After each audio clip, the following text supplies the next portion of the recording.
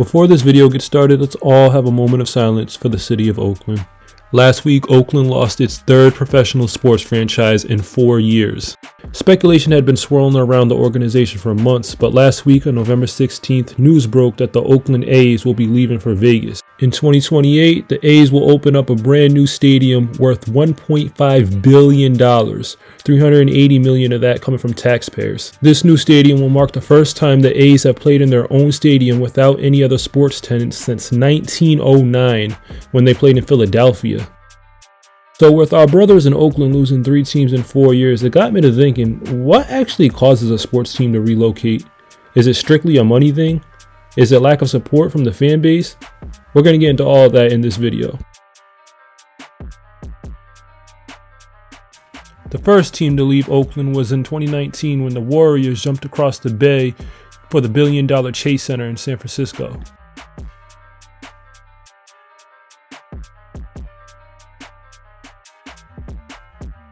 Not long after that, the Raiders followed suit, leaving town for Vegas in their own $1 billion stadium, the absolutely gorgeous Allegiant Stadium. Now, to the younger viewers out there, this might come as a surprise, but this wasn't the first time the Raiders have actually moved. In January of 1960, the Oakland Raiders became the 8th franchise to join the AFL. But one major hurdle that the team faced right out of the gate was finding an adequate stadium for the team to play in. The first 6 years of their existence, the Raiders had to share Candlestick Park in San Francisco with the 49ers and the San Francisco Giants. Then in 1966, Oakland Coliseum opened up, and this is when the Raiders truly became a powerhouse in football. In 1969, they promoted a relatively unknown linebackers coach by the name of John Madden to head coach when he was just 32 years old, making him the youngest head coach in football at that time. In his first year as head coach, John led the Raiders to a 12-1 record, eventually falling to Kansas City in Super Bowl III. After years of being a really good team that would always come up short against other good teams from the time, like the '72 Dolphins or the Steelers dynasties of the '70s, the Raiders finally won their first Super Bowl in 1977 against the Minnesota Vikings. After that Super Bowl victory, John Madden decided to step down from coaching, but the Raiders would go on to win 2 more Super Bowls in Super Bowl 15 and Super Bowl 18, making them one of the NFL's most historic and winningest franchises. John Madden, of course, would go on to have an incredible career afterwards, and if you guys want a video on that, let me know. But in 1982, the Raiders once again were in the headlines when they decided to move from the Oakland Coliseum to the Los Angeles Coliseum in Southern California. The main reason Al Davis wanted to move to Los Angeles was because the Oakland Coliseum desperately needed renovations, and they were already sharing the stadium with the Oakland A's at the time. After an intense legal battle that spanned over a year, the Raiders were finally granted permission to move to Los Angeles. The Raiders' first 8 years in LA were forgettable, to say the least. The team never finished better than 8-8, and in fact recorded 2 consecutive losing seasons for the first time since 1961-1962. The team's lackluster performance on the field, combined with the fact that the LA Coliseum sat over 100,000 people and rarely sold out, added to speculation that the Raiders may be considering a move back to Oakland. Those speculations were confirmed when in 1994 the Raiders moved back to Oakland in the Oakland Coliseum. Al Davis was reportedly upset that the LA Coliseum lacked luxury suites and amenities for its fans. So yeah, if you're gonna leave one shitbox, at least leave for a shitbox that you know. Now that the Raiders have left Oakland once more, I for one don't see them returning anytime soon. Now that they finally have the state-of-the-art stadium that they've always wanted, it's tough to see them back in Oakland unless Oakland really makes some changes and decides to build a state-of-the-art stadium of their own. It is sad to see all these teams leave Oakland because Oakland fans deserve better. You know, Oakland is a great city and their fans are some of the most passionate fans in the entire world. I remember watching Warriors games back in the day, and some of the crowd reactions felt like my house was shaking all the way back over here.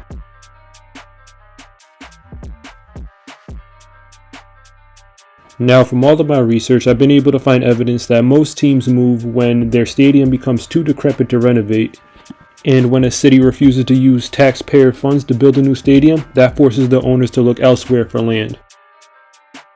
The same was true with one of the more sadder moves in sports history when the Dodgers left Brooklyn for Los Angeles. The Dodgers had been in Brooklyn since 1890 and had been playing at Ebbets Field since 1913 before they decided to move to Los Angeles in 1957.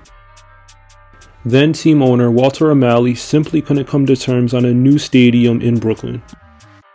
New York would have granted him access to new land, but it would have been in Queens, where the Mets eventually played. The Dodgers' last game in Brooklyn only drew 6,000 fans and was practically empty. Fans at the time felt hurt and betrayed that the team that they supported all these years decided to just get up one day and just leave them because they didn't have the land.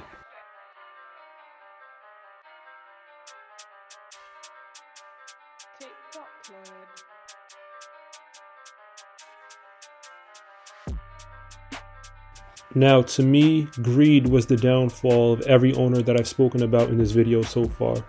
But now it's time to talk about who I believe to be the best owner in all of sports, Robert Kraft.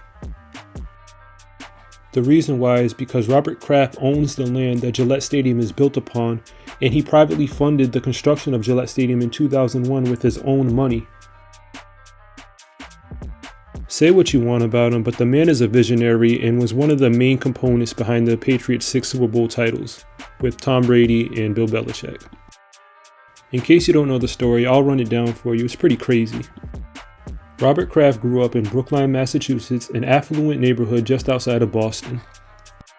As a boy, Robert loved the Boston Braves baseball team and was absolutely devastated when they moved to Atlanta. As much as he loved baseball, Robert might have loved the Patriots even more, and he always said if he ever got a chance to own them, he would never move them from New England. Which, for the first 40 years of their existence, was a strong possibility. I know it seems weird to think of now, but the Patriots weren't always a dynasty. Robert bought season tickets to the Patriots in 1971 when they still played in Boston, and in 1985 they moved to Schaefer Stadium in Foxborough, Massachusetts. This is where Robert's genius and visionary starts to come into play. Now, I know I said it before, but Schaefer Stadium was decrepit and falling apart. That's why everybody thought Robert was crazy when he paid $22 million for the stadium, the lease, and the land that surrounded the stadium. During all of this, the team changed hands twice, both owners trying to move the Patriots out of New England, one to Jacksonville and one to St. Louis, and both were blocked by Robert Kraft. In 1994, the owner of the Patriots at that time actually offered Robert $75 million to break the lease, which he turned down.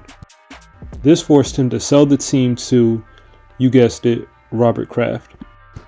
Robert swooped in with a bid of $172 million, the most money ever paid for a sports team at that time.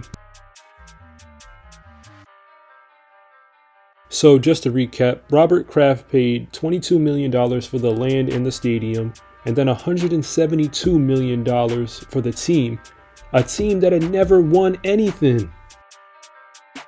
But he just didn't want to see another team leave New England, and I and every other New Englander owe him a debt of gratitude for that. And plus, after that original $194 million or so that Robert paid for the Patriots, the team is now worth $6.7 billion.